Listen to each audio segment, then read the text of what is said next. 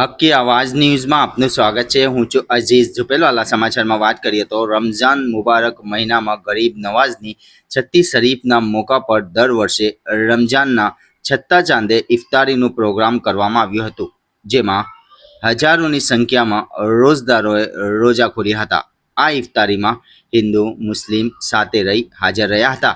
આ પ્રોગ્રામમાં જાફર શાહ બાબા કમિટીના સભ્યો દ્વારા કરવામાં આવ્યું હતું, જેમાં સબ્બીરભાઈ શાકીરભાઈની દેખરેખ કરવામાં આવ્યું હતું।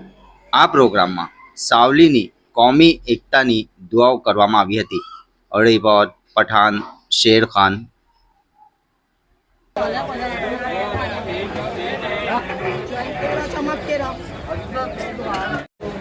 अस्सलामुअलैकुम वरहमतुल्लाहि वबरकातुहू।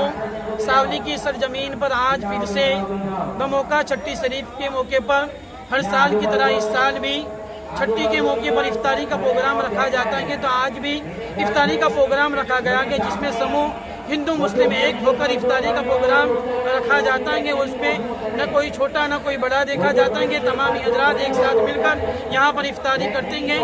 कम से कम 700 या 800 लोगों की इफ्तारी कराई जाती है, जिसमें हम तमाम मुसलमानों का हिस्सा होता है, जिसमें कमेटी मेंबर सब्बीर भाई है, जाकिर भाई है, साबिर भाई है, दरगाह कमेटी और साकिर भाई हैं, और जितने भी यहाँ पर मेंबरान हजरात है तमाम लोग यहाँ पर हिस्सा लेते हैं और यहाँ पर इफ्तारी का आयोजन करते हैं। तो हमारी दुआ यही है कि हमारे देश के अंदर एकता बनी रहे, अमान रहे, एक दूसरे से मिलजुल कर रहें।